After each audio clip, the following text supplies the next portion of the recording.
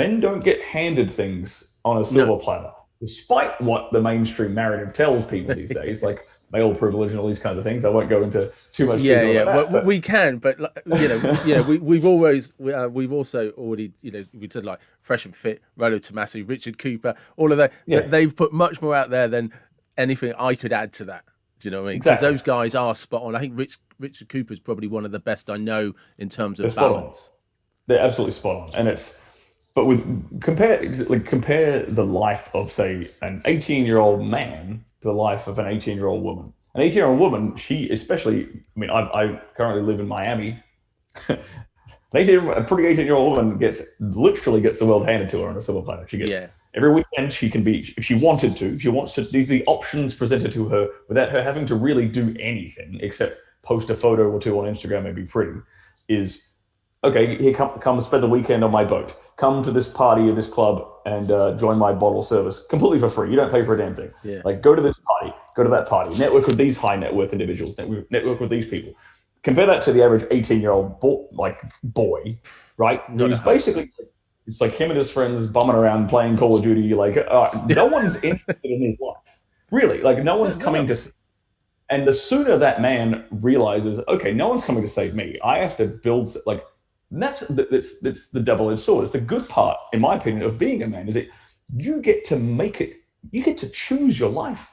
You get to be and become whoever the hell you want. And that's kind of Yeah. how I ended up where I am. I was like, I got to the point where I was like, what? Honest to God, like I got to this point in my life where I was like, if I woke up tomorrow, I asked myself this. I had this period of my life where I asked myself this question for like 30 days straight. I said, if I woke up tomorrow and I died, what's the one thing I would regret having never done in my life? And for 30 days straight, the answer to that question was pornography. Oddly enough, I just had That's this thought. one And of I the just hardest thing. Sorry, because you said something that's really fucking valid. Is when I'm coaching people, one of the things I try and drum into him, you have to be fucking honest about what you want. yeah, Because if you're not, if you can't sit there and say, I want to be a millionaire, I want to be famous, or I just want to have a dog. Do you know what I mean? If it yeah. doesn't matter what the rest of them think, if you can't be honest inside about what you want, nothing's going to Hmm. happen for you. And you shouldn't be ashamed in what you want either. No, which definitely is not. which I think holds a lot of men back. They're like they want like I said at the very beginning of this, like okay, they want a one loving loyal woman and they want some Yeah, side pieces. But most men will not admit they'll like deep down that's what they want, but they yeah. won't outwardly admit that because they'll feel shame in admitting that. Because You know, so that's a kind be of like, objective, be honest, be real about with yourself. because I was going to ask you, how did you get into the industry? But actually, that's the point, isn't it? People will look at you where you are today, but then Mm. they miss the fact that, no, however many years ago it was, you asked yourself every day for 30 days, what do I want to do? And it came Yeah. up, I want to work in porn. Right. So I guess you went, well, you better go and do it then. It was a bit. I mean, it was a bit more complicated. I can go into a bit more of Yeah. detail if you like, because there's a bit more to the story. So, because I'd actually been well, let's go right back because I before I did porn, I did escorting. Yeah. That's legal in Australia, or at least decriminalized in Australia. So no one's going to jail for it.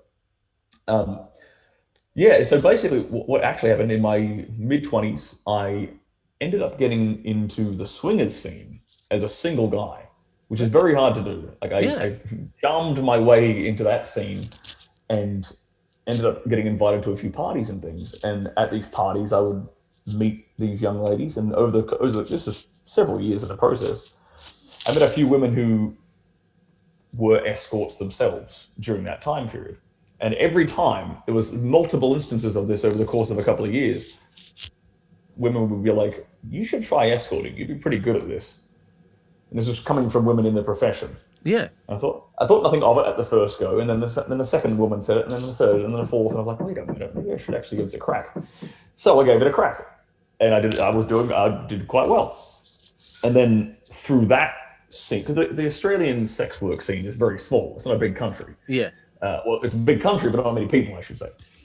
And so there's a small network, and you all kind of know each other. And then once I was in that side of the industry, a lot of escorts in Australia also do porn in the few small hobby companies there are in Australia to kind of signal boost themselves, like kind of like advertising, just to get their name out. And so I had made connections with a few girls on that side of the industry as well, and they said the same thing to me. They said, you should try porn, you'd be pretty good at it. And then what had happened was I had a close family member who was passing away from cancer. And when someone's dying of cancer, it's not the same as, you're losing a loved one from like a car crash where it's sudden and it's shocking and it's gone. But when someone's dying from cancer, it's just like this long drawn out process, and you're constantly thinking about death whenever you're remembering them and thinking about them and interacting with them. It's like death's inevitable, right? And so that's when I sat down, not sat down rather, but that's when for 30 days straight, I asked myself this question every morning. Like, what would I do if I died tomorrow? What would I regret having ever done? And porn was the answer for whatever reason. I don't know. I'm not going to sit there and pretend like I know why that was my purpose. But look, I'm not going to sit here and pretend I'm a religious guy. But I've ended up in this situation now after that time, after learning all those skills and applying that in a bedroom context, being paid as an escort to please wealthy businesswomen, and then being paid in porn to do the deed on camera under high pressure situations. And I've come out the end of that, and now I'm able to, because of my experience, I'm able to help a bunch of men, regular guys who are having problems in a relationship, who are having problems in their life, and this is a really big pain point for a lot of men, and no one's talking about it, no one's teaching it, no one knows how to teach it, but and then I've like found myself in this, it's become in a space, become very serendipitous, so if I want, it's almost enough to make one believe in God. I've had friends but why not? But because that's what I meant at the beginning. There's lots of guys that can teach pickup lines, how and fake confidence with women in a bar, right? So look, you and I are talking. I reached out to you.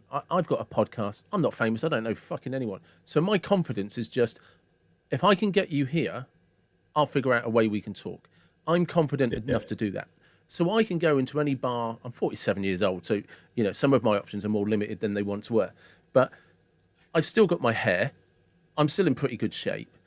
If it's about just going to talk to women, I'm as good as the next guy. Can I get them all into the bedroom, and do I know what I'm doing? No, not fucking really. Otherwise, I wouldn't be single. Do you know what I mean? So, do you know what I mean? So you're right. There are these pain points that people don't talk about. And I think actually where I might have discovered you, I think her name on YouTube is Non-Leather Girl or something, and I think she was a stripper. Yes. And you guys had some really good long conversations, because she's probably one of the most honest women I've ever seen on YouTube, talking about female fantasies. Yes. And you two, I can't, it must have been a couple of years ago. Don't quote me. It was about a year and a half ago.